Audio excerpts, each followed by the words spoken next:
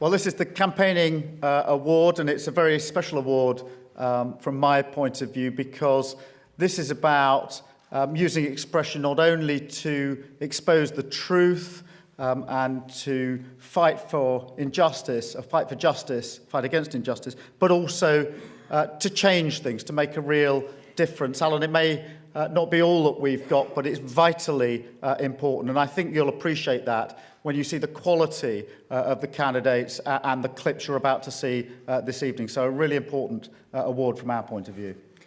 So this is the Index on Censorship Freedom of Expression Award for campaigning, and we're very grateful for the support of Doughty Street Chambers in offering this award. The award recognises campaigners who have fought censorship and challenged political repression. We like to call them the troublemakers. The 2015 shortlist is Amran Abdundi from Kenya, Yaman Akdeniz and Kerem Altıparmak from Turkey, Rechts gegen Rechts and Zentrum Demokratische Kultur from Germany, Abdul Mujib Kalvatgar from Afghanistan, and Soldiers' Mothers from Russia. Campaigner. Amran Abdundi, Kenya. Amran Abdundi is a women's rights activist based in northeastern Kenya. She founded the Frontier Indigenous Network, an organisation which mobilises female peace builders and activists to map out local conflict, pursue arms traffickers, and set up shelters along the dangerous border with Somalia. Frontier Indigenous Network offers first aid to the injured and supports women and girls who have been raped by moving them to safer parts of Kenya. Despite a number of death threats, Abdundi has also mobilised women to rise against the area's terrorist organisations, using women-only radio listening groups as a way of educating and empowering those women in remote areas. Amran Abdundi was a standout candidate for me. She is doing something incredibly powerful in an unbelievably complicated and dangerous situation. I found that incredibly inspiring and humbling. Abdul Mujib Khalvatgar, Afghanistan. Abdul Mujib Khalvatgar is an Afghan journalist who has dedicated himself to helping free and fair journalism grow in a country in which more than 40 journalists have been killed since 2001. As a radio journalist and the executive director of media advocacy group NAI, Mujib aims to strengthen Afghan democracy by being one of the founding fathers of a free media in his country. NAI has offered basic training to around 10,000 Afghan journalists, runs an all-female radio station, and has been behind several successful campaigns against government laws that threaten to stifle Afghan press freedom. In an environment like Afghanistan, he's not just standing up as a journalist himself, he's allowing a whole cohort of individuals to stand up with him. This is very important work. Rechts gegen Rechts and Zentrum Demokratischer Kultur, Germany. ZDK is an anti-extremist organisation set up in 2003, which has teams targeting and seeking to rehabilitate both neo-Nazi and jihadi individuals. Rechts gegen Rechts is one brainchild of ZDK employee Fabian Wichmann, whose humorous and clever campaigning activities have offered inspiration and drawn acclaim across Europe. In November 2014, 250 neo-Nazis gathered for their annual march in Wunsiedel, the small German town where Rudolf Hess was buried. Unbeknownst to them, Fabian had organised local businesses to donate €10 for every metre walked by the neo-Nazis, who were therefore doing a €12,000 sponsored walk against themselves. There's amazing humour, but also clarity of perspective in their approach, and I think their voices need to be heard all around the world. I do believe that the impact of their work, particularly among young people, is going to be massive. Yaman Akdeniz and Kerem Altıparmak, Turkey. Yaman Akdeniz and Kerem Altıparmak are cyber law experts and internet rights activists who have campaigned vigorously against the Turkish government's increasingly restrictive internet access laws. In 2014, the Turkish government extended the reach of already controversial new internet legislation and immediately used it to block Twitter and YouTube. Akdeniz and Altıparmak took their government to the highest court in Turkey, eventually helping to overturn the Twitter ban. YouTube was reactivated soon after. They continue to protest against the stifling legal framework that still allows the Turkish government to block over 50,000 websites. Unfortunately, not many people in Turkey, they don't know much about these things. And there's a huge pressure in Turkey when it comes to social media and internet rights. So their voices are very important. The impact is also great. Soldiers' Mothers, Russia. Soldiers' Mothers is a Russian NGO network dedicated to improving transparency and exposing human rights abuses in the Russian military. It provides soldiers' families with reliable information, kept private by the notoriously secretive Russian military. Soldiers' Mothers also provides legal advice for Russian soldiers and their families, and for conscientious objectors. In the past year, the group has estimated that around 10 to 15,000 Russian troops have been sent into the Ukraine, contradicting Vladimir Putin's denial of military involvement.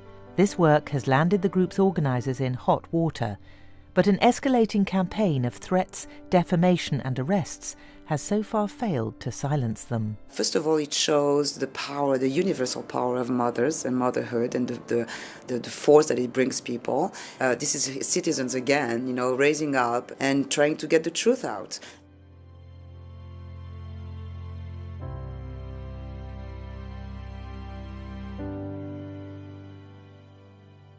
Now, having seen that, you'll appreciate how difficult it was for us to make a decision in this category as well. But the winner is Amran Abdundi from Kenya.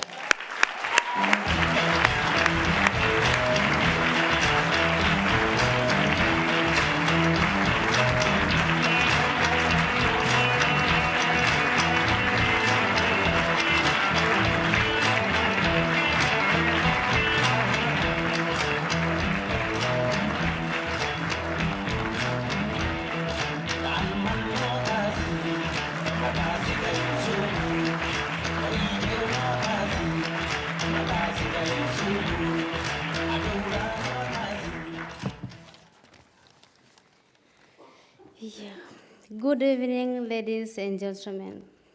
I am honored little and extremely happy to stand in front of you tonight. I want to thank all judges who selected me for this award after going through so many worthless and wonderful nominations that were submitted from around the world. Equally, I want to thank Index on Censorship staffs. I will be internally updated to you all. This award goes to managerize women of Northern Kenya, whom I have worked with closely for the last 10 years and who have joined hands with me in fighting outdated culture practice that deny them to rights on properties, expose them to dangerous practice like FGM, and threatening them with sexual exploitation. The award also goes to concubines who were abducted by armed youth in the height of armed violence in northern Kenya and acted as comfort women armed militias. When these women come back, conflict zones with children born out of wedlock, they were rejected by their families. This award is for them. Society rejected them and they live in separate makeshift area outside normal settlement area in northern Kenya. Working together with conflict by we engage various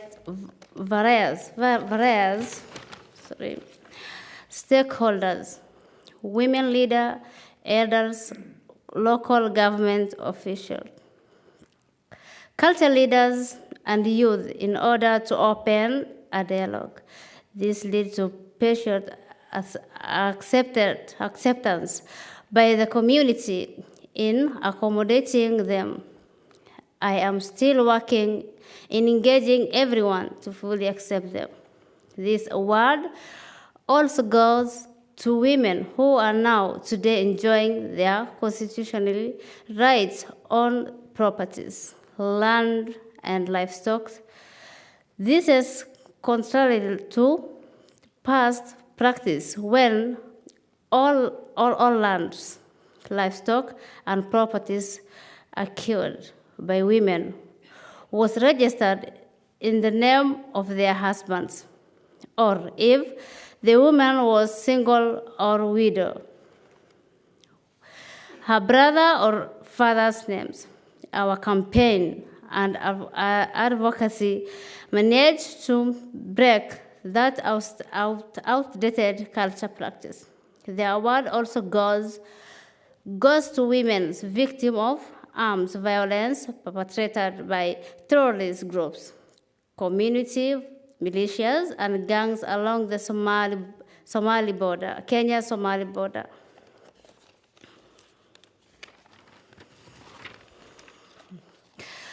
Those who have used their arms power to attack, raped, gang raped, and blocked women fled dropped from reaching border refugee camp in northern Kenya.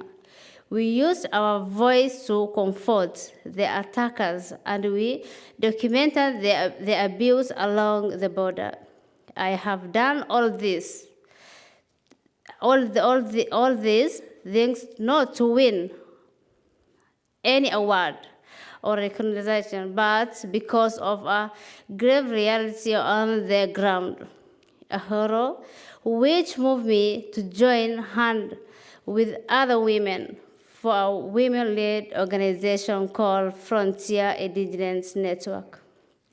As a founder member, I started as community mobilizer, and now I am executive director. Because of my work, I campaign, I have been called many names by those who are opposed to change. I cannot mention these names here. They are printed or not worth mentioning, but this award also goes to them. Yeah.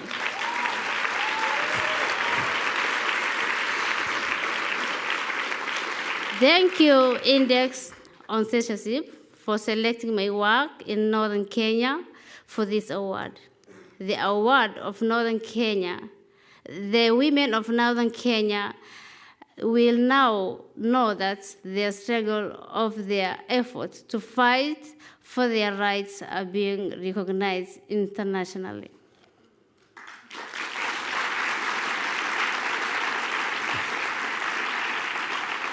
Today is my birthday, and it will be a birthday that I will never forget. It will be in my heart for the rest of my life. You are a true partner of women of Northern Kenya. Thank you.